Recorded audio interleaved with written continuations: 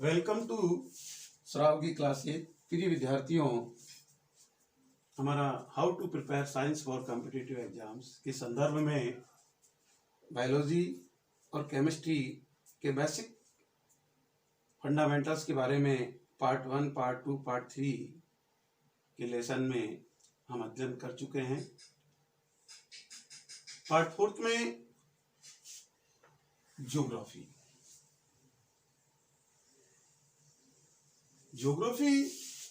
is the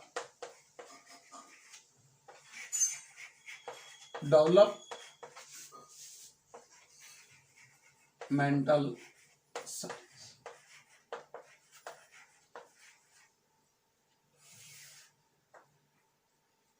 बहुत सी बार अनभिज्ञ विद्यार्थियों को सहसा एक दिमाग में आता है कि ज्योग्राफी आर्ट्स का सब्जेक्ट है, ज्योग्राफी आर्ट्स में पढ़ते हैं। ऐसा नहीं। Geography is the branch of science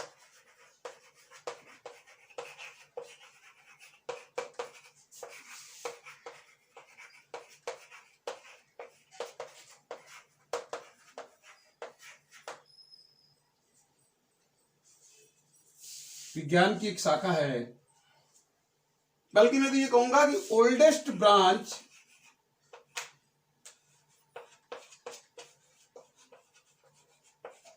of science. Geography is the oldest branch of science. Hear that, but oldest।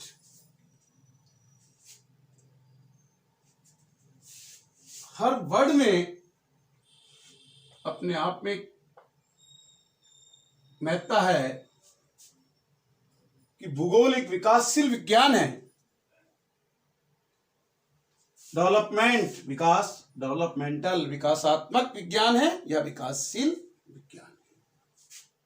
Geography is branch of science. Geography is the oldest branch of science. अब इसी word को हम describe करते हैं। Oldest, इसी से दिमाग में एक प्रश्न उत्पन्न होता है कि geography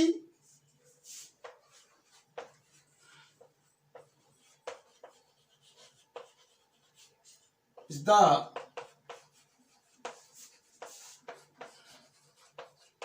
mother of all subjects।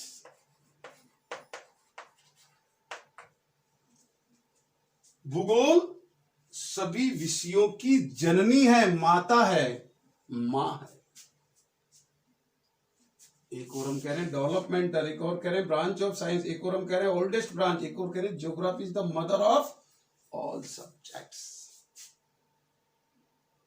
फिर आपके दिमाग में आता है सब संस्कृत को हम जननी मानते हैं लैंग्वेज के रूप में। जब हमारे पास कुछ था ही नहीं जिसका वैज्ञानिक अध्ययन कर रहे हैं, तो geography is the mother of all subjects. अब हम आगे पढ़ते हैं।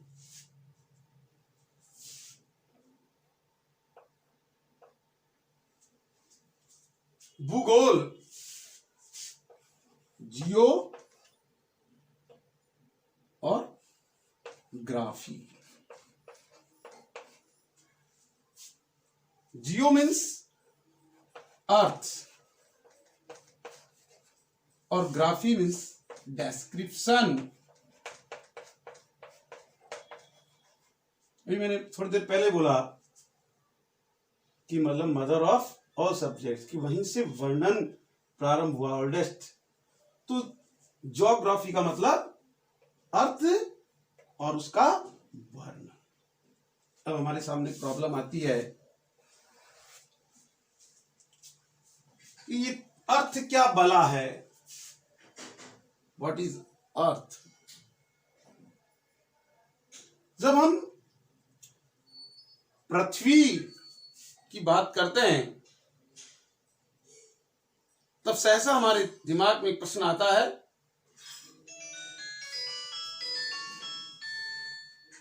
कि इसका विकास कैसे हुआ।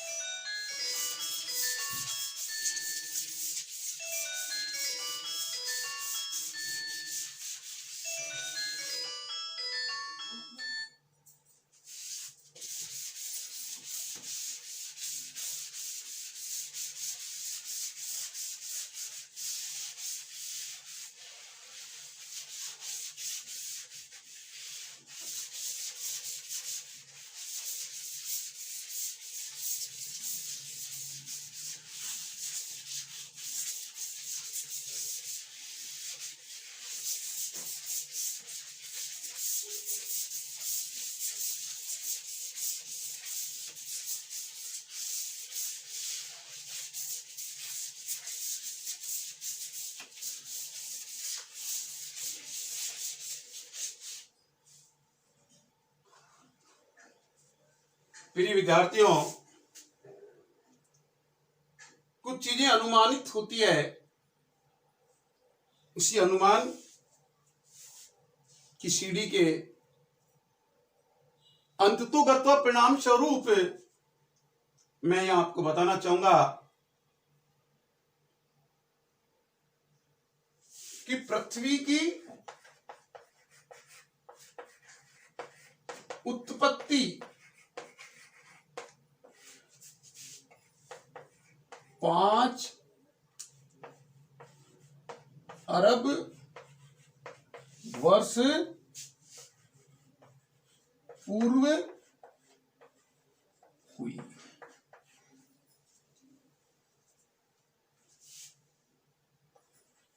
इतिहास का जन्म मात्र 50,000 वर्ष पूर्व हुआ।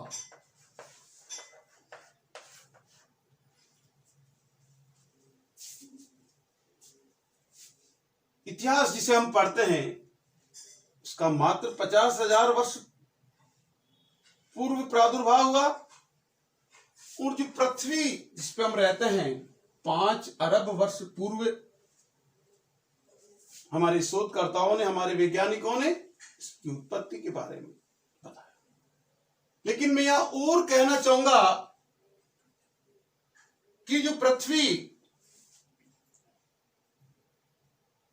जो पहले आग के गोले के रूप में विद्यमान थी, इसका मतलब स्वतः एक स्वाभाविक प्रक्रिया है कि उस आग के गोले को बनने में भी कुछ टाइम लगा होगा।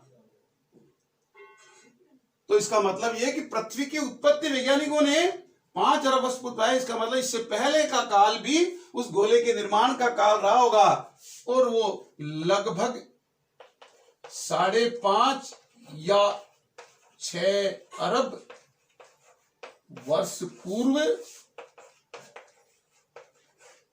इस ब्रह्मांड में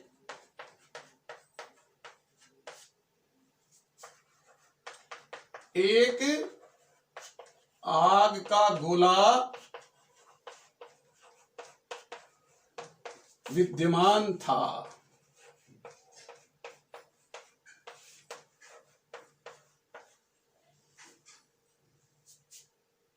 Big ball of fire present in our universe last 6 अरब year.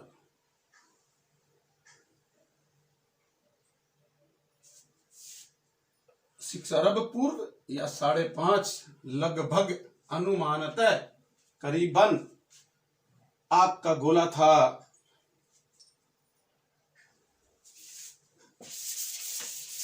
प्रिय विद्यार्थियों,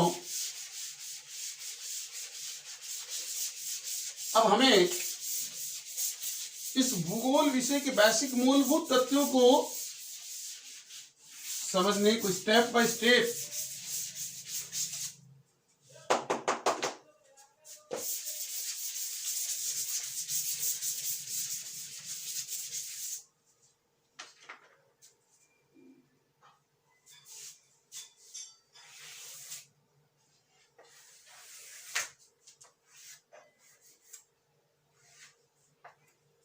big ball of fire present on our universe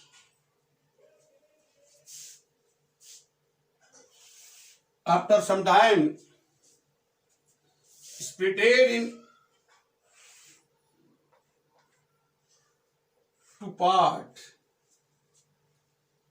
जिस प्रकार अंगीठी से हम एक अंगिरा निकाल कर के चिमटे के द्वारा बाहर रखते हैं तो आप देखते हैं उसमें धुआं निकलता रहता है, और वो जो अंगिरे का पार्ट है वहीं धीरे धीरे राख बन के जम जाता है। कोई छोटा part sampling of coal part या बिग बॉल ऑफ फायर आग पावर आग का मतलब ही पावर होता है, एनर्जी, ऊर्जा। जब इस आग का स्वतः प्रस्फुटन हुआ तो ये आग का गोला द्रवीभूत हुआ, जिसको अंग्रेजी में बोलते हैं मेल्टेड। जब आग का गोला द्रवीभूत हुआ तो द्रवीभूत होने के फलस्वरूप जो भाग इसका जम गया, molten matter, in another way lava, और जो भाग इसका धीरे धीरे हल्का था वो गैसों के रूप में जम के वायुमंडल के रूप में, एटमॉस्फेयर।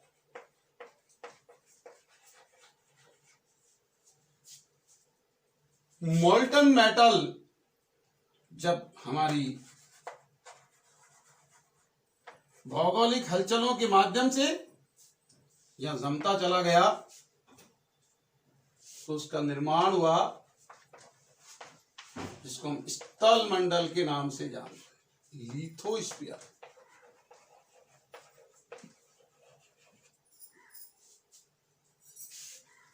ये जो लिथोस्फीयर है,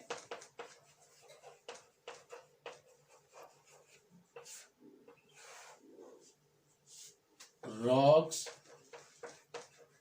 and soil,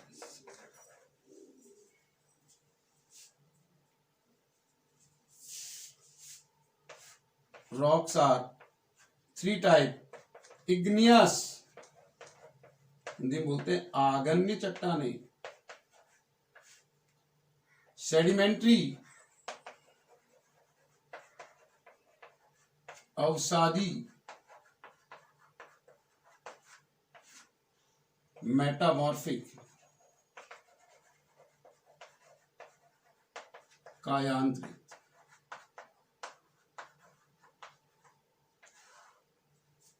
Soils are three type, top soil, subsoil, rocky soil।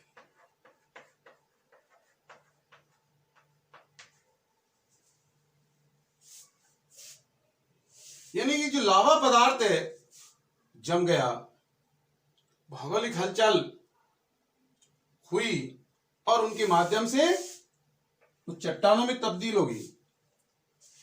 और ये चट्टाने जब अध्ययन किया वैज्ञानिकों ने तीन प्रकार से बताया, इग्नीय आगन्य, सेडिमेंट्री अवसादी, metamorphic कायांतरित।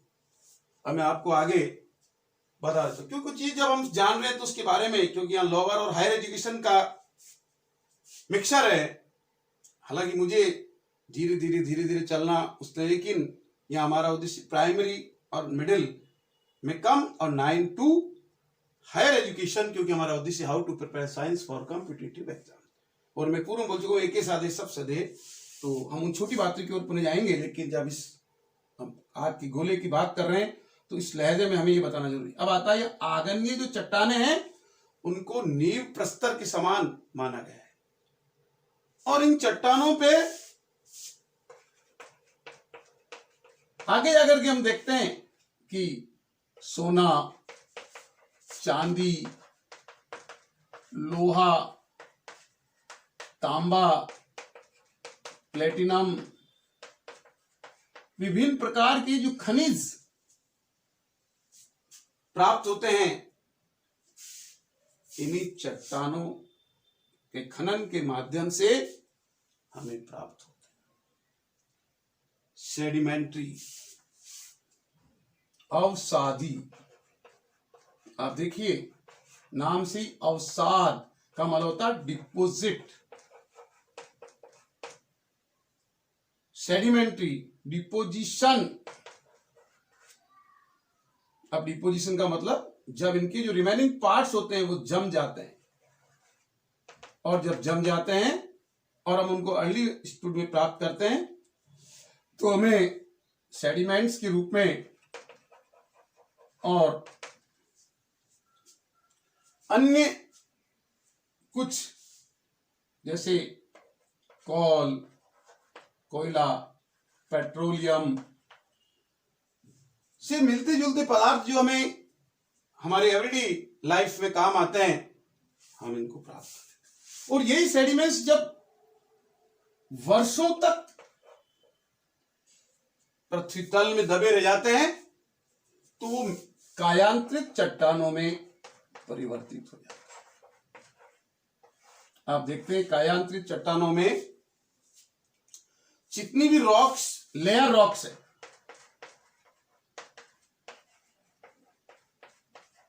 Different kind of marbles, green marble, white marble, yellow marble, brown marble, orange marble, जितने भी कलर्ड मार्बल्स हैं, जितने भी हमारी निर्माण में आने वाली, कंस्ट्रक्शन में आने वाली पट्टियां जिन्हें हम आम भाषा में बोलते हैं, चाहे वो बिजोलिया, चाहे पाखरियावास और चाहे निम्बाहड़ा, जहां पे भी पट्टियां स्लैब्स के रूप में निकलती है, वो सब मेटामॉर्फिक हो गए। और एक बात बता देता हूं, सेडिमेंट्री में जो हम कॉल की बात करते हैं वो और सप्रेस हो जाते हैं, इनसे भी ज्यादा टाइम तक रह जाते हैं, तो हमें ग्रेफाइट और डायमंड के रूप में जो पदार्थ मिलते हैं वो हमारे डिपोजिशंस लंबे समय तक रह जाते हैं। तो इस प्रकार से जब हम बात कर रहे हैं लिथोस्फीयर की, बात कर रहे हैं स्थल मंडल की, तो वहां केवल हम महाद्वीप और महासागर की बात कर लेते हैं। बहुत सी बुक्स में आप देखते हैं कि आपको कॉन्टिनेंट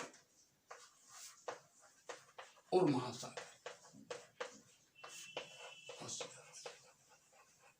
प्रिय विद्यार्थियों,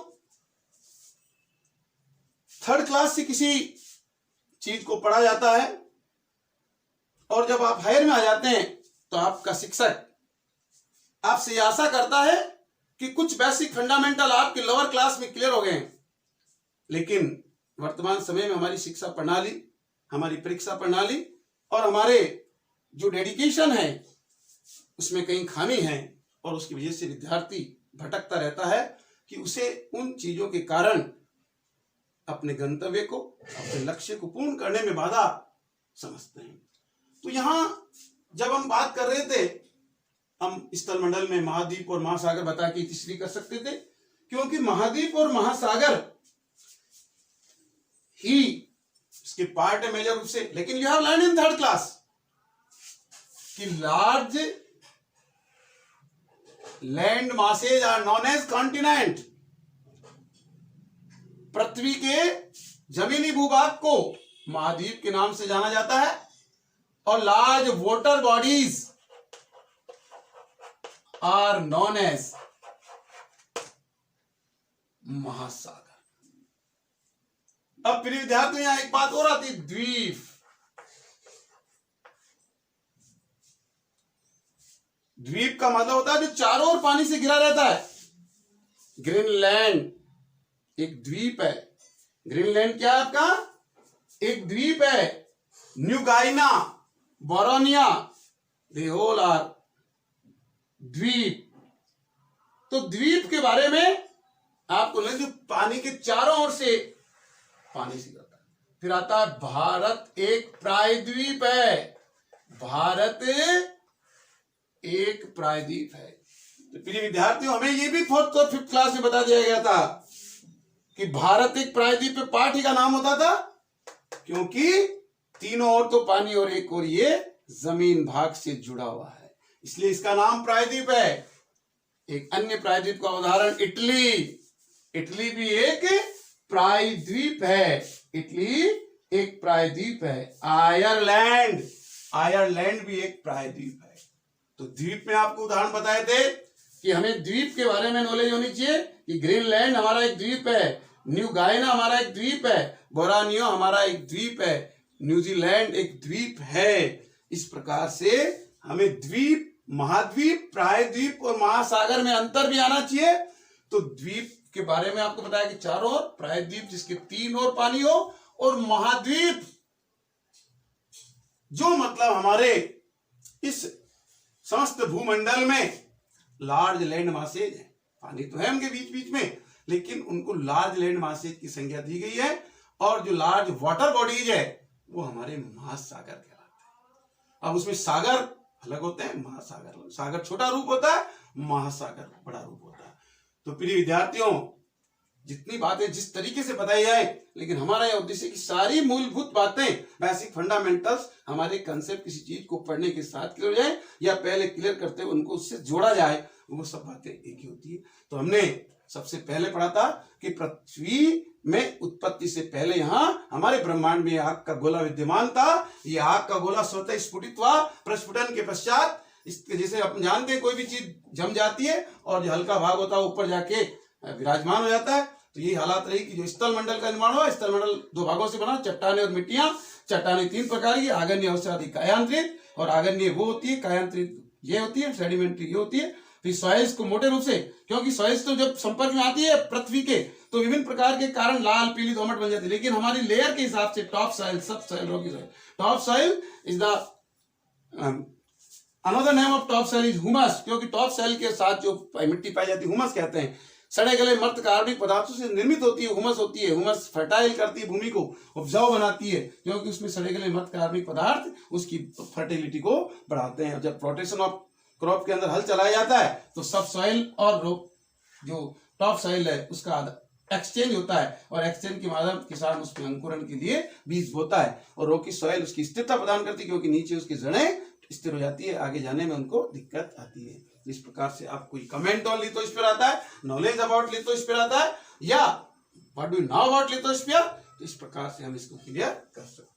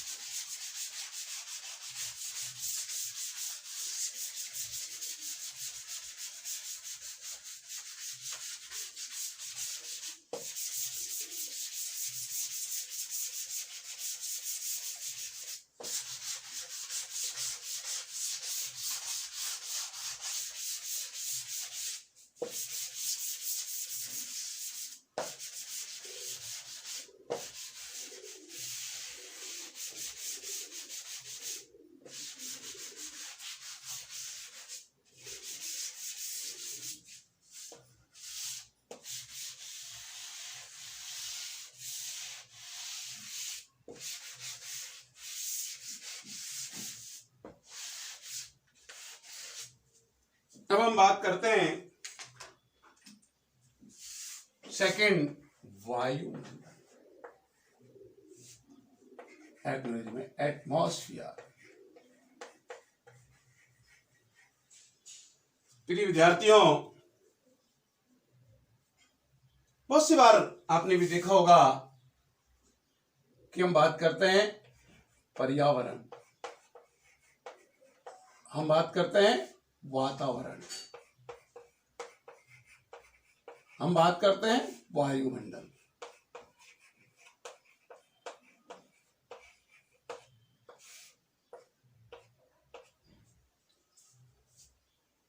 बालक को बोध अध्यापक कराता है, कच्चे घड़े के समान होता है, जैसा उसको बताया जाता है वैसा ही वो सीखता है।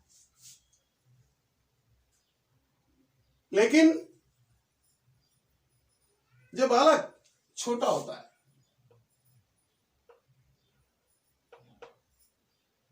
तो उसे वातावरण और पर्यावरण दो बातों का ही आभास होता है। वातावरण उसे पढ़ने में भले बाद में आता है, लेकिन जब घर में बात करते हैं हमारा वातावरण बहुत अच्छा है, हमारे परिवार का व्यवहार बहुत अच्छा है, हमारे परिवार के संस्कार बहुत अच्छे हैं, तो बालक के वातावरण को आत्मसात करता है। यहां इसका मतलब होता है वात प्लस आवरण, और यहां वात का मतलब होता है हवा, निर्वात का मतलब होता है हवा रहित। तो यहां हवा का मतलब हमारे आसपास क्या है, कैसा वातावरण है। इसको हमारा शैक्षिक वातावरण, हमारा घरेलू वातावरण, हमारा सांस्कृतिक वातावरण, हमारे मोहल्ले का वातावरण, हमारे संयुक्त परिवार का सामंजस्य रूपी वातावरण। तो यह वातावरण का मतलब है हमारे आसपास हम जो दैनिक क्रियाकलाप करते हैं। पर्यावरण की जब बात आती है, परि प्लस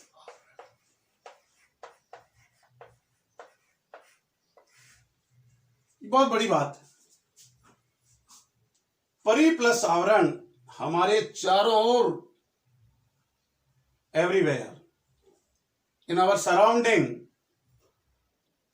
इसमें बहुत सारी बातें आ जाती। पर्यावरण का मतलब परि प्लस हमारे दूर दूर तक जो हमारे चारों ओर हमें दिखाई दे रहा है वो सब पर्यावरण।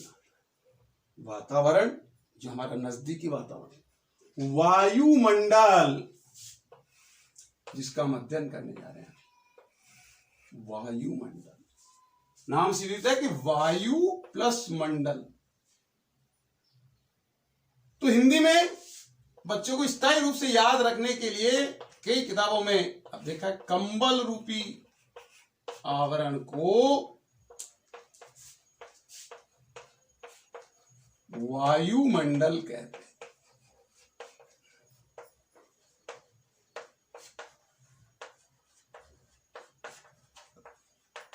प्रिय विद्यार्थियों, यहां कंबल रूपी, कंबल का क्यों यूज किया? यहां हम कहते हैं चद्दर रूपी आवरण को वायुमंडल कहते हैं। खादी रूपी आवरण को वायुमंडल कहते हैं। इसमें कोई लॉजिक है, हमने कंबल वर्ड यूज किया।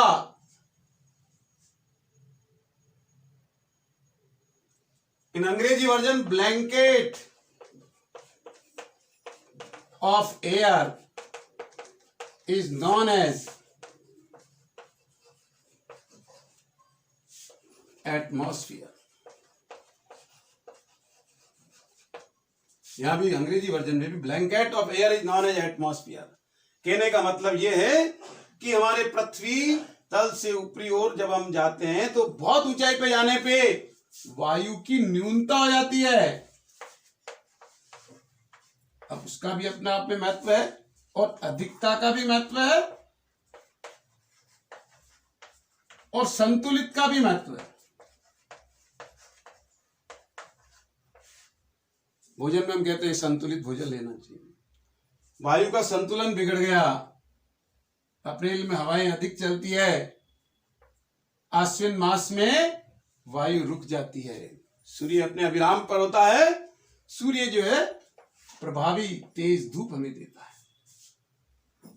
तो इसलिए प्रकृति के अंदर आप देखते हैं किसी व्यक्ति को जल जाता है आग से, हम प्राथमिक उपचार के फर्स्ट एड के जरिए क्या कहते हैं, इसको कंबल ओढ़ा दो कि उसको आग और ज्यादा ज्वलनशील नहीं हो, उसके पार्ट को नहीं जलाए। इसी प्रकार से यहां कहा गया है कंबल रूपी आवरण को वायुमंडल कहते हैं। Blanket of air is known as atmosphere. प्रिय विद्यार्थियों, मैं जहां तक समझता हूं कि आपको ये क्लियर हो गया होगा कि वायुमंडल को blanket of atmosphere, air is known as atmosphere क्यों कहा जाता है कि इसकी संतुलन की भी जरूरत होती है। जहां न्यूनता की जरूरत है, अधिकता वो नेचर अपने हाथ में कमांड रखती है, लेकिन हमें जो वायुमंडल है उसको, वायु के आवरण को तो थर्ड क्लास के विद्यार्थी पढ़ते ही हैं, लेकिन जब आप हायर में आ जाते हैं तो आपको एक के साथ सब सदे की बात को ध्यान में रखते हुए blanket of air is known as atmosphere के रूप में इसकी परिभाषा को जानना होगा। Thank you.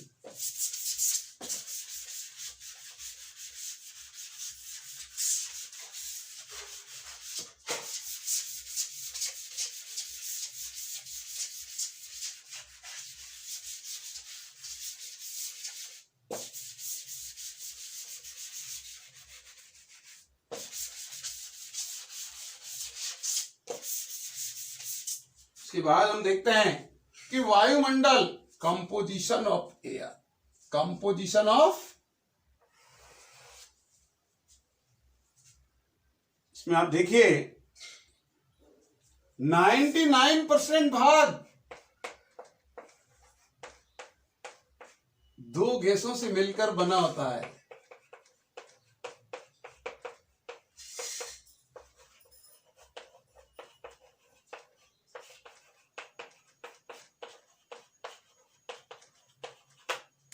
इसलिए हम कहते हैं कि बेसिक फंडामेंटल क्लियर होने चाहिए।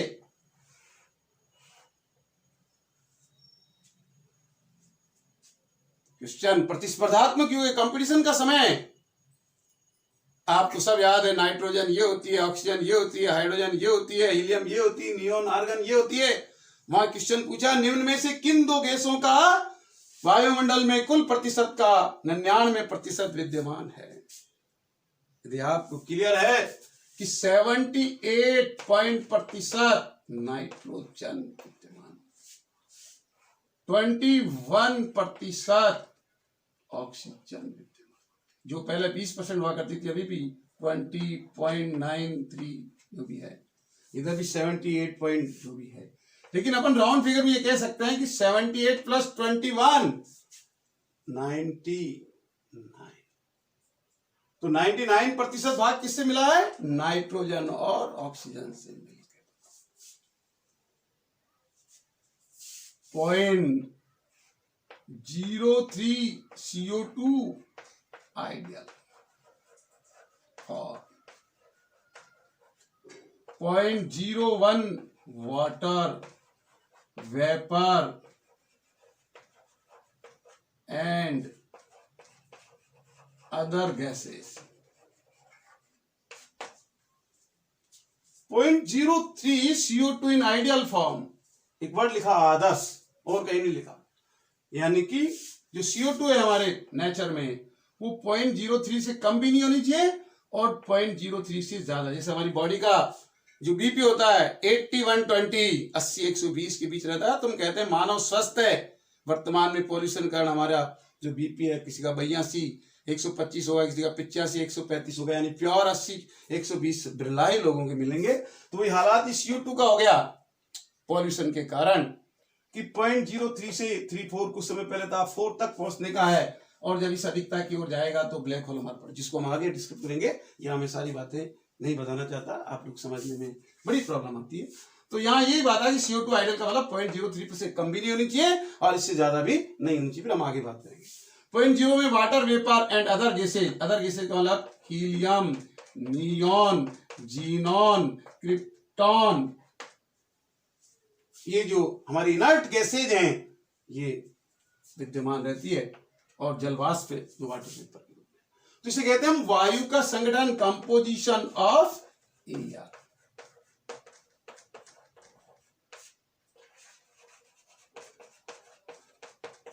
Composition of. तो प्रिय विद्यार्थियों, हमने ये क्लियर किया कि वायुमंडल किसे कहते हैं। वायु रूपी आवरण तो थर्ड क्लास के अकॉर्डिंग आपको ये कि वायु रूपी आवरण को वायुमंडल कहते हैं। अनदर वे में blanket air of known as atmosphere. Further composition of air 78% nitrogen, 20.93 हॉल रूप में, 21% ऑक्सीजन, 0.03 CO2 आइडियल, 0.0 पर अदर कैसे कंपोजिशन ऑफ एयर हो गया।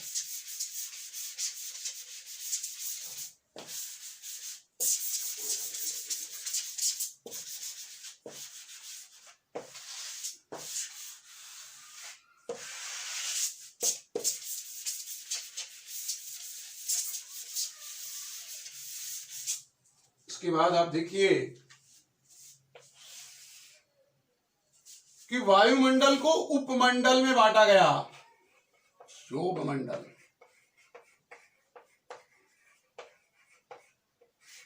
दूसरा समताप मंडल,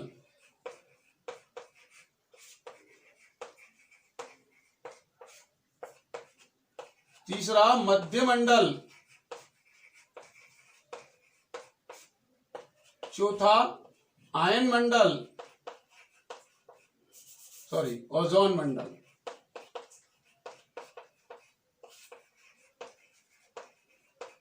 पांचवा बहिर्मंडल, बहिर्मंडल से पहले आयन मंडल लीजिए, ओजोन के पश्चात आयन मंडल,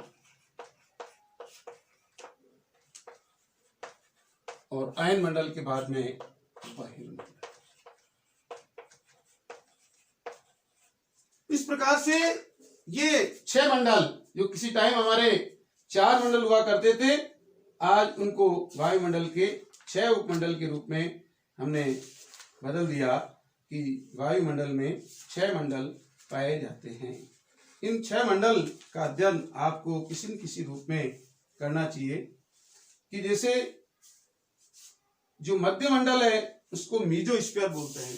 क्या बोले, अंग्रेजी वर्जन भी आप जहां जहां जरूरत समझते हैं, मीसोस्फीयर, ओजोनोस्फीयर, ओजोनोस्फीयर, क्योंकि इंग्लिश मीडियम के विद्यार्थी भी हैं, आयोनोस्फीयर, एक्सोस्फीयर, और सौरमंडल को ट्रोपोस्फीयर के नाम से जानते हैं अंग्रेजी में, ट्रोपोस्फीयर, क्योंकि अधोमंडल कहते हैं हिंदी में इसका नाम। और भी है अधोमंडल, और फिर दूसरों ने सौरमंडल कह दिया। तो हमें इसमें नहीं वर्जन में पढ़ना, जो प्रचलित नाम है वो आपको ध्यान रखना कि सौरमंडल अंग्रेजी में ट्रोपोस्फीयर, ट्रोपोस्फीयर के नाम से आपको इस प्रकार से और समताल में जो है वो आप इसको समताप है, ताप समान है, तो इसको इक्विवेलेंट टेम्परेचर के रूप में भी जान सकते हैं। और स्ट्रेटोस्फीयर, स्ट्रेटो अंग्रेजी जो वर्ड है सही वो स्ट्रेटोस्फीयर। इस प्रकार से इंग्लिश मीडियम के विद्यार्थी भी, क्योंकि समझना चाहे हिंदी हो चाहे अंग्रेजी, उससे कोई फर्क नहीं पड़ता, मेन बात ये होती है कि हमें फंडामेंटल क्लियर होना चाहिए। ये बहुत कम क्लियर हो पाते हैं, ये विडंबना है। तो विशेष रूप से जो सब sphere of atmosphere, troposphere, stratosphere, mesosphere, ozonosphere, ionosphere and exosphere, सौरमंडल, समताप मंडल, मध्य मंडल, ओजोन मंडल, आयन मंडल, बहिर्मंडल, सौरमंडल को अधोमंडल के नाम से भी जानते हैं। प्रिय विद्यार्थियों, जब हम बात करते हैं कि सौरमंडल की क्या विशेषता है, अब उसमें अलग अलग वैज्ञानिकों अलग, लेकिन जो कॉमन बात है जो हम इन जर्नल में पढ़ते आए हैं, you have learn in 7th class, 7th class में आपका चैप्टर था बहुत Hindi medium English medium, atmosphere, Hindi में वायुमंडल लिखा होता है, और वायुमंडल के क्या है, वायुमंडल में संगठन, वायु का संगठन और वायुमंडल के विभिन्न मंडल, हमने भी वही पढ़ा था कि सौरमंडल जो है वो पृथ्वी तल से जहां हमें दिखाई देता है, दिखने में बहुत सारी चीजें हमें दिखाई देती है जो हमसे काफी दूर है, लेकिन जो नजदीकी रूप से बादलों का बनना, मौसम का बनना बिगड़ना, धुआं, कोहरा, फोग, ओस और बादलों की मेघ की गर्जन, बिजली तड़ित होना, इस प्रकार की जितनी भी जो घटनाएं हैं, मैं जहां तक समझता हूं करीब 16 किलोमीटर की जो रेंज है उस सौरमंडल में आती है। अलग अलग बुक्स में अलग अलग लिखा है, लेकिन हम जो कमेंट हमारा जो बेसिक है वो ये है कि हम सौरमंडल में पृथ्वी तल से काफी ऊंचाई तक, तो हमारे मकान है, हमारी छतें हैं, तो हम खड़े होते हैं, लेकिन उससे कुछ उठ करके, भाई आप 8 किलोमीटर उठ गए या 4 किलोमीटर उठ गए, 2 किलोमीटर उठ गए, उससे लेकर के जो रेंज हमें इन घटनाओं के रूप में दिखाई देती है मोस्टली, उस सौरमंडल के नाम से जाना जाता है। इसलिए हम अधोमंडल भी कहते हैं, अंग्रेजी में ट्रोपोस्फीयर। समताप, समताप का मतलब जैसे कि यहां 17 से अपन प्रारंभ करते हैं तो 32 किलोमीटर तक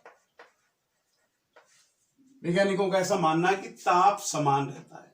अब जब ताप समान रहता है, हवाएं कंट्रोल रहती है, तो जो हमारे वायुयान है, एरोप्लेन है, उन एरोप्लेन को उड़ान भरने में, उड़ने में आसानी रहती है, पायलट आसानी से अपनी ड्यूटी निभा पाता है, क्योंकि उस ताप मंडल का ताप समान रहता है। तो विशेष रूप से वायुयान की उड़ान को चलने में, विचरण करने में समताप मंडल की महत्वपूर्ण भूमिका है, क्योंकि वहां पे ताप समान, जैसा नाम से लेता है। इसके आगे हम चलते हैं मध्य मंडल, जो पहले हम जब छोटे थे सौर मंडल, समताप मंडल, ओजोन मंडल, वायुमंडल, 4 मंडल हुआ करते थे, लेकिन वैज्ञानिकों ने शोध के जरिए कि यहाँ थोड़ा आगे बढ़ते हैं तो भी कोई तापमान में चेंज नहीं होता, इसलिए उसको मध्य मंडल की संज्ञा दे दी, और मात्र 2 किलोमीटर की रेंज को मध्य मंडल के रूप में माना गया है कि यहाँ पे भी समताप मंडल के समान ही ताप बिल्कुल मेंटेन रहता है, और इसको मध्य मंडल की संज्ञा दी जाएगी। फिर आता ओजोन मंडल। ओजोन मंडल में विद्यार्थियों O3 गैस पाई जाती है। O2 तो जो हमारे ऑक्सीजन है पृथ्वी तल पर हम प्राप्त करते हैं, लेकिन जो जो पृथ्वी तल की ऊंचाई की ओर जाते हैं तो वहां पे ओजोन मंडल है, और ओजोन मंडल में O3, इसके नाम के आधार पर इसका नाम ही ओजोन मंडल रखा है। तो ओजोन मंडल में ओजोन गैस पाई जाती है, और ओजोन गैस का काम होता है कि पृथ्वी पर पहुंचने वाले, अंतरिक्ष से पहुंचने वाले हानिकारक विकिरण को पृथ्वी तल पर पहुंचने से रोकती है। यानी कि ये हमारे लिए सुरक्षा कवच का कार्य करती है कि पृथ्वी पे जितने भी सजीव जीव जंतु पेड़ पौधे निवास करते हैं उन सभी को किसी प्रकार की कोई खामियां नहीं हो। तो इसलिए जो हमारा ओजोन मंडल है, ओजोन की उपस्थिति के कारण इस पृथ्वी तल पर समस्त सजीवों की रक्षा को मद्देनजर रखते हुए ये सुरक्षा कवच का कार्य करती है। लेकिन मानव की क्रियाकलापों के कारण आज इस ओजोन मंडल में ब्लैक होल हो गया और ब्लैक होल के कारण अब वो अल्ट्रावायलेट रेज पृथ्वी तक पहुंच रही है और जब पृथ्वी तक पहुंच रही है तो यहाँ पे सनबर्न जैसी स्थिति उत्पन्न हो गई और विभिन्न प्रकार के त्वचा कैंसर, अन्य बीमारियां, त्वचा संबंधित तो यही अन्य बीमारियां भी दिन प्रतिदिन बढ़ती जा रही है। तो इसलिए आगे आके हम इसको ब्लैक होल के ओजोन डिप्लीशन लेयर के बारे में, इसके कमेंट्स के बारे में पढ़ेंगे, क्योंकि यहाँ हम जो बात कर रहे हैं हमारी पृथ्वी की शुरुआती बात स्थल मंडल, वायुमंडल, जल मंडल, जैव मंडल पे। तो ये आपको हिंट दिया है कि O3 ब्लैक होल और पृथ्वी तक सनबर्न कैंसर त्वचा का डिप्लीशन ऑफ ओजोन लेयर के तहत हम अध्ययन करेंगे। तो अभी ओजोन मंडल की बात थी कि ओजोन मंडल जो है इसी के रेंज के आगे अलग अलग किताबों में अलग दे रखा है, लेकिन इन जनरल अपन नए फंडामेंटल आंकड़े क्लियर करते रहेंगे समय समय पर। लेकिन वर्तमान में ये है कि जैसे 34 यहाँ है तो 35 से 80 किलोमीटर तक हम इसको जोन को मान। अब 81 to 800 जो है वो हमारे आयन मंडल जो हमारी जितनी भी टेक्नोलॉजी आज आप देख रहे हैं, यदि आयन मंडल की खोज वैज्ञानिकों नहीं की होती, रेडियो तरंगों के परावर्तन का अध्ययन नहीं किया होता, तो यानी कि विशेष रूप से आयन मंडल रेडियो तरंगों का परावर्तन करने के लिए जिम्मेदार। रेडियो तरंगों का जो परावर्तन होता है, इसके फलस्वरूप आज जितने भी हम, चाहे वो टेलीकॉन्फ्रेंसिंग हो, चाहे हमारा नेट, इंटरनेट, टीवी, रेडियो, जितने भी जो तकनीकी संसाधन हैं जिनके द्वारा आज हम विदेशों से यहाँ बैठे बातचीत कर लेते हैं, सारे काम फोन पे, इंटरनेट पे, वाया मीडिया होता है, ये सब आयन मंडल की देन है। तो आयन मंडल की स्थिति रेडियो तरंगों के परावर्तन के रूप में आती है। और आयन मंडल की जो अबो पार्ट है बहिर्मंडल है, जो हमारा करीब 10,000 किलोमीटर तक उसको मान रहे हैं। और आगे अंतरिक्ष तो लंबा चौड़ा ही है, लेकिन यहाँ खोजें भी जारी है, वैज्ञानिक शोध कर रहे हैं, समय समय पर अन्वेषण कर रहे हैं, वैज्ञानिक दृष्टिकोण से उनके शोध जारी है कि हमारा जो एक्सोस्फीयर है वो क्या और कुछ काम आ सकता है, उससे हम क्या और लाभ ले सकते हैं। तो इस प्रकार से वायुमंडल के जो सबस्फीयर है, उपमंडल है, उनको 6 भागों में बांटा गया: सौर, समताप, मध्य, ओजोन, आयन और बहिर्मंडल। प्रिय विद्यार्थियों, अब हम आगे की ओर बढ़ते हैं।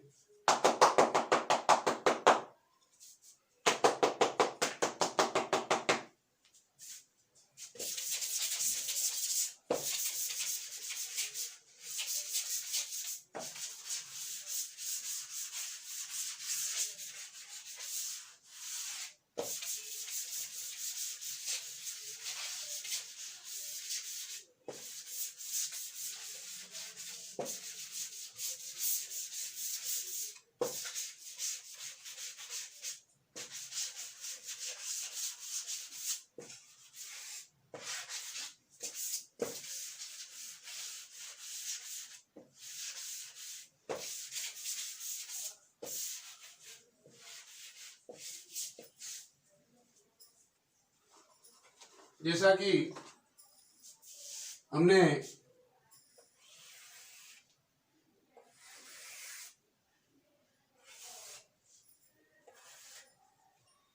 स्थल मंडल, वायुमंडल। अब आप देखिए विद्यार्थियों कि वायु में जो विभिन्न प्रकार की गैसें थी, nitrogen, hydrogen, oxygen, carbon dioxide और अदर गैसें, स्वाभाविक है व्यक्ति व्यक्ति से मिलता है, गैसें इनका तो काम यही है, बड़ी विचरणशील होती है। जब हाइड्रोजन और ऑक्सीजन मिला तो किसका निर्माण हुआ? जल का निर्माण। मेरे विद्यार्थियों में यहां भी आपको क्लियर कर सकता हूं, इसलिए बेसिक फंडामेंटल पहले मैंने केमिस्ट्री के लिए हर चीज में राज है। Water is a mineral, water is a,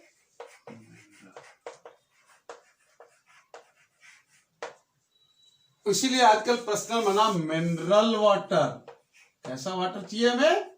mineral water चाहिए। मेरा उद्देश्य आपको इन छोटी बातों में उलझाने विद्यार्थियों। बहुत सी बार क्या होता है कि हम बहुत पढ़ लिखते हैं, बहुत अच्छी तरह से हमारी नॉलेज होती है, क्वेश्चन आता है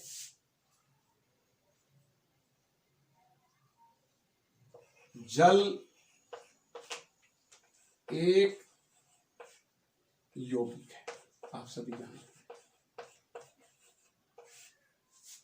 जल एक यौगिक है।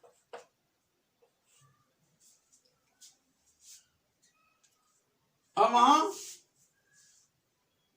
जल को जब दूसरे रूप में पूछ दिया, मान लिया डेस डेस में दे दिया, फिल इन द ब्लैंक्स दे दिया, रिक्त स्थान भरिए,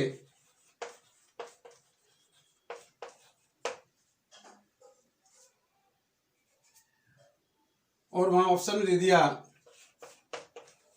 द्रव यौगिक है, ठोस यौगिक है,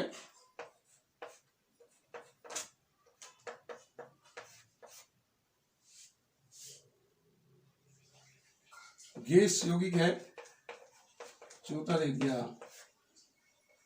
द्रव खनिज यौगिक है। आप सभी जानते हैं, मैं ये नहीं कहता हूं कि मैं कोई विशेष बता रहा हूं इसमें, लेकिन आपके दिमाग में आता है ठोस नहीं है, सबको पता है पानी ठोस नहीं है। दूसरा आता है पानी गैस भी नहीं है। तीसरा आता है पानी द्रव है, और चौथा लिखा हुआ यहाँ द्रव खनिज। अब विद्यार्थी के जब तक कंसेप्ट क्लियर नहीं होते हैं, पहली बात तो ये कंडीशनल क्वेश्चन है, बाकी क्वेश्चन और बनता है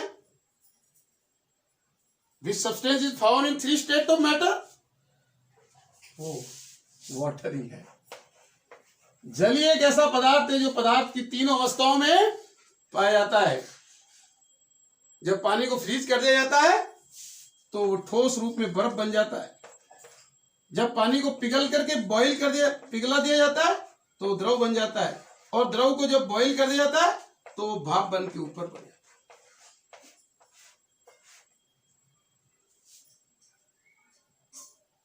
तो विद्यार्थियों जल एक यौगिक है, लेकिन यहां जब मैंने डेस डेस कर दिया तो यहां आएगा द्रव खनिज यौगिक, यानी कि जल भी एक खनिज है। वाटर इज ए मिनरल, बड़े जोर से बोलते हैं मिनरल वाटर लाना। और आज से पहले केवल पानी ही पीते थे, जल।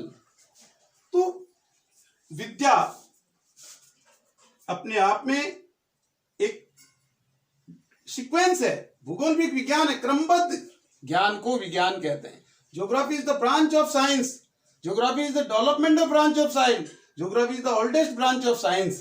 प्रिय विद्यार्थियों, जल एक खनिज यौगिक है, कहीं द्रव नहीं और केवल खनिज भी देते हैं, क्वेश्चन को और रूप में पूछते हैं, तो आपको हमेशा ध्यान रखना चाहिए कि जल एक खनिज है।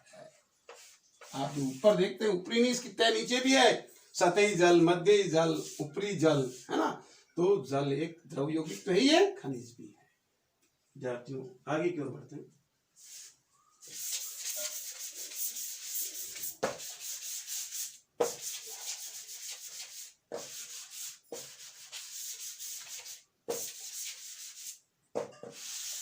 कि वायुमंडल में जब इन गैसों ने आपस में संपर्क किया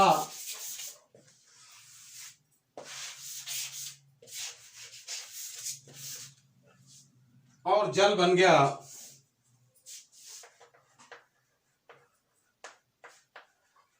और उस जल को मंडल के रूप में, जल मंडल का, जिसको हम हाइड्रोस्फीयर बोलते हैं अंग्रेजी में, हाइड्रो जल मंडल, और जो इस रिलेटेड चक्र है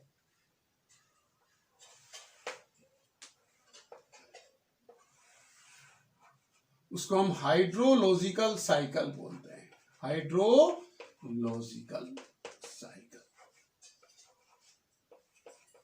और वाटर साइकिल, वाटर साइकिल, जल चक्र।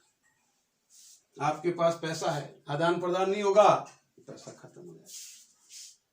तो जल हमारा एक रिसोर्स है, जल हमारा एक रिसोर्स है। Water is resources.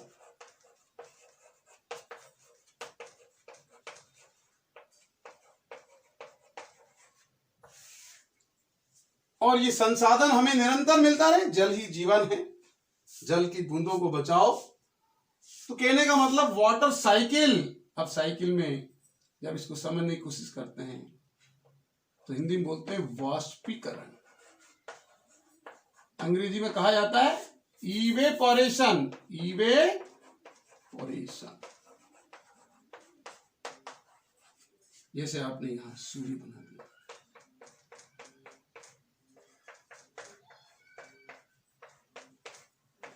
ये सन है और ये सन रेज हैं। पृथ्वी तल पे जमा जल सूर्य की किरणों के माध्यम से भाप बनकर ऊपर उठता है, और ऊपर जब जमा हो जाता है वायुमंडल में तो हमें संघनन के माध्यम से, जिसे हम अंग्रेजी में कहते हैं कंडेंसेशन, संघनन के माध्यम में वर्षा की बूंदों के रूप में ड्रॉपलेट्स ऑफ वाटर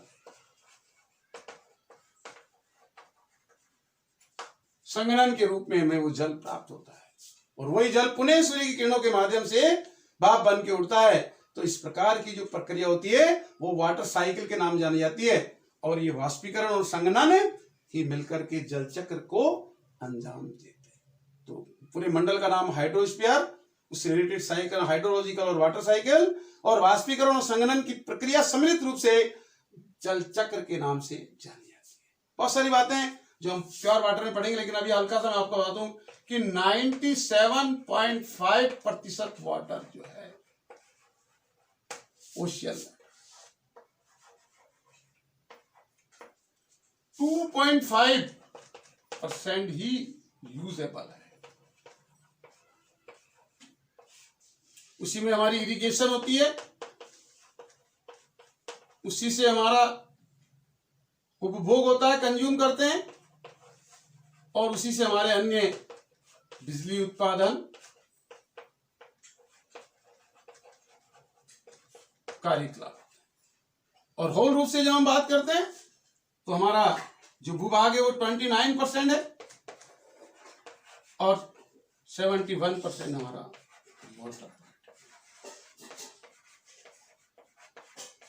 तो विद्यार्थियों ये सब चीजें आपको क्लियर होनी चाहिए। अलग अलग रूप से हम जब जल को पढ़ेंगे तो उसके सारे हार्ड सॉफ्ट ये वो ये सब बातें उस पर करेंगे, लेकिन जब यहाँ शुरुआत की बात चल रही है, कंसेप्ट की बात चल रही है, मूलभूत तत्वों की बात चल रही है, तो हमारा जो जल मंडल है, इस प्रकार से हमें जल मंडल की नॉलेज होनी।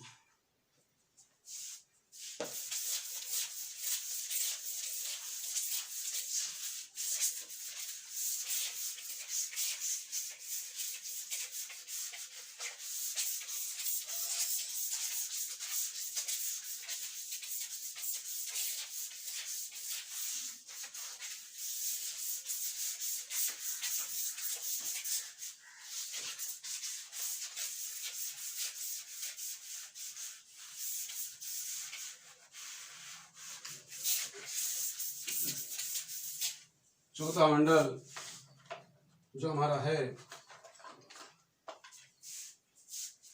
जैव मंडल,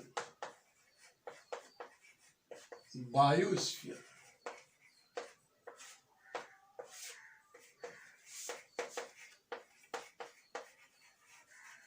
बायोस्फीयर, जैव मंडल, जीवों का संसार। अब आपको पता है कि स्थल से हमें चट्टानें और मिट्टियां मिली,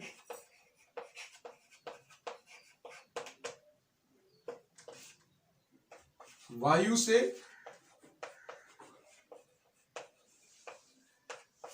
वायु मिली, यानी विभिन्न प्रकार की गैसें,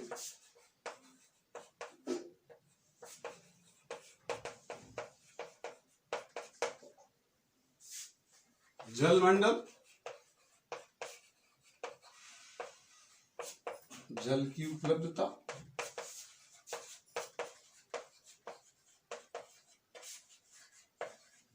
प्रिय विद्यार्थियों, मेरा यह अभिप्राय है कि हमें पहला फैक्टर मिल गया सॉइल, दूसरा फैक्टर मिल गया एयर, तीसरा फैक्टर मिल गया water.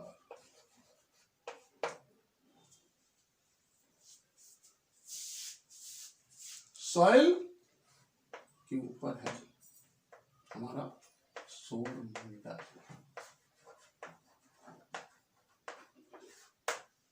Prithvi is also part of solar system.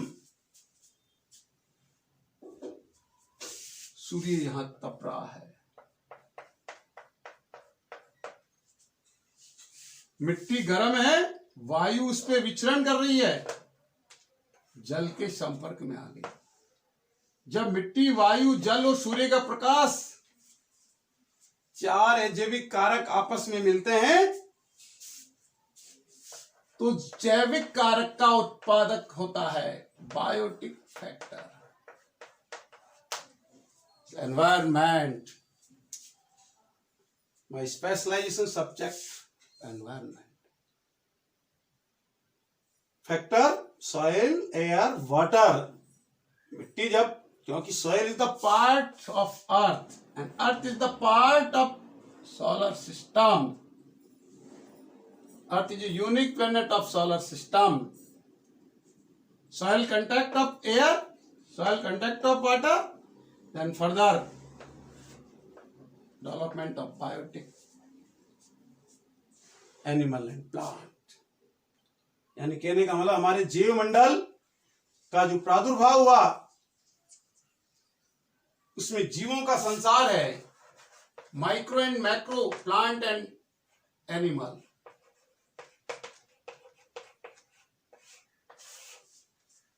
Environment is made up of biotic and abiotic factor. They depend each other. How can I explain interdependency of biotic abiotic factor? ये सब हम आगे discuss करेंगे in our environmental topics. लेकिन जो बात हमें समझने की चल रही है, विद्यार्थियों में बहुत से अलग अलग लेवल के विद्यार्थी वीडियो को देखेंगे और उनमें उनकी नॉलेज का इजाफा हो, तभी वो इसमें इंटरेस्ट ले पाएंगे। तो वास्तव में जो बायोस्फीयर है इसकी शुरुआत ये थी, और इसमें हम जनरल थोड़ा लेक्चर वाइज कोशिश करते हैं, आगे और बताएंगे। लेकिन जीवों का संसार, आप देखिए कि जब 6 अरब वर्ष पूर्व 5.5 और 5 अरब और 4 अरब 60 करोड़ वर्ष की तो बात कर ही रहे हैं, जो किताबी हमारे आंकड़े हैं, कि इससे पहले पृथ्वी का कोई नामो निशान नहीं था। तो आज ये जैव मंडल जो जीवों का संसार में दिखाई दे रहा है, जिसको हम वर्गीकृत कर चुके हैं हमारे पहले लेक्चर में, हालांकि मैं वर्गीकरण अब प्रारंभ करता हूं, लेकिन जब जीव विज्ञान की बात थी, जब साइंस टॉपिक था हमारा, और मैंने पहले साइंस नहीं पता हूं, पहले मैं एनवायरनमेंट की, ज्योग्राफी की बातें करूं, तो स्टूडेंट के दिमाग में एक विचलन आता है कि बात यहाँ साइंस का पढ़ाने का तरीका आज वाला ही कंटिन्यू प्रोसेस में आता है कि जैव मंडल जीवों का संसार। प्रिय विद्यार्थियों, जो हमारा हमने गोले के रूप में माना, उसी को हम संसार के नक्शे में भी तब्दील कर सकते हैं। और उसमें जो हमारा ऑस्ट्रेलिया कॉन्टिनेंट है,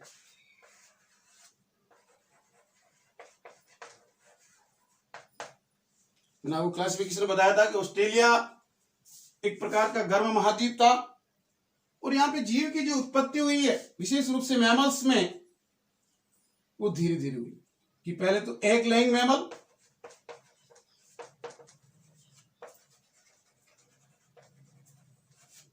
दूसरा मेटाथीरिया और यूथीरिया। जब हम जू ज्योग्राफिकल क्लासिफिकेशन बढ़ेंगे तब आपको और क्लियर होता चला जाएगा। लेकिन विभिन्न प्रकार के विद्यार्थी वीडियो को देखते हैं, तो मुझे इसमें थोड़ा सा अपने आप से रखना, जब आगे अपन बहुत लंबे समय तक इसमें अध्ययन अध्यापन कार्य चलता रहेगा तब और आपको क्लियर करते चलेंगे। Egg laying mammal, Metatheria kangaroo, duckbill and platypus, and echidna is another example. They all are Australian. Eutheria में तो सभी जगह हैं जो कॉर्ड डेवलपमेंट हुआ। तो मेरा कहने का मतलब है माइक्रो टू मैक्रो, और वही बातें हुई थी सबसे पहले अमोनिया का निर्माण हुआ। इसलिए तो हम अमीनोटेलिक जंतु पढ़ चुके हैं, अमीबा, पैरामीशियम, यूग्लिना, एंटमीबा, प्लाज्मोडिया, क्योंकि अमोनिया बनी थी। भाई आपने पहले जलमंडल बना दिया हाइड्रोजन और ऑक्सीजन से, तो नाइट्रोजन भी तो मिलेगी, नाइट्रोजन की अधिकता ज्यादा है, तो हाइड्रोजन वॉन्डरिंग एलिमेंट है। हाइड्रोजन ये वॉन्डरिंग एलिमेंट, जो केमिस्ट्री के विद्यार्थी हैं वो सभी जानते हैं कि हाइड्रोजन को आवारा तत्व कहा गया है, ये किसी से भी मिल लेता है। तो जब हाइड्रोजन नाइट्रोजन से मिला तो उसने जो यौगिक बना वो हमारा अमोनिया था, और अमोनिया यौगिक से जो जीव हुए वो अमीनोटेलिक थे, और जो अमीनोटेलिक थे वो अमोनिया का उत्सर्जन करते थे, एक्सक्रीट अमोनिया, इसलिए हमने उनका नाम ही अमीनोटेलिक रखा। एक कोशी के, बहुकोशी के, लेकिन माइक्रो एनिमल्स थे। उसके बाद हमारे जब डेवलपमेंट हुआ तो इधर हमारे जो है फिशिज और एम्फीबियन, और जब एम्फीबियन आए विद्यार्थियों तो हमने आपको पूर्व बताया था कि ये कैसे हैं, यूरियोटेलिक, ये यूरिया का उत्सर्जन करते थे। और जो मैन है, मैमल्स, वो भी यूरिया का उत्सर्जन करते हैं, इसलिए हम सबको क्या कहा, यूरियोटेलिक। और जो पक्षी, रेप्टाइल, सरीसृप, इनको अंग्रेजी बोलते हैं एवीज, और जो हमारे रेप्टाइल्स हैं ये दोनों यूरिक अम्ल का उत्सर्जन करते हैं, यूरिक अम्ल का, इसे यूरिक एसिड कहता है एक्चुअली, इसलिए उनको यूरिकोटेलिक कहा। तो अब देखिए इस जैव मंडल में जीवों का विकास क्रमिक रूप से होता चला गया, और माइक्रो और macro plant and animals they all are belonging to biosphere. तो संसार में जीवों का जगत जिसको हम वर्गीकृत पढ़ चुके हैं, according to development, according to habitat, according to nutrition, according to excretion. लेकिन उसको जब ये जैव मंडल की बात आई तो कैसे जैव मंडल का निर्माण हुआ, उसको और हम विस्तृत रूप से जब हम बायोजियोग्राफी की बातों में या हम जू जियोग्राफी क्लासिकल बातों में, क्योंकि छोटे बच्चों के थोड़ा कोर्स में कम रहता है, तो कभी वो भी देखें तो आज के लेक्चर से उनको लाभ मिले। 9-10 में सब बातें होती है, हायर एजुकेशन के दृष्टिकोण से हम और आगे जो फर्दर इसके रिलेटेड टॉपिक आएंगे उन्हें हम डिस्कस करेंगे।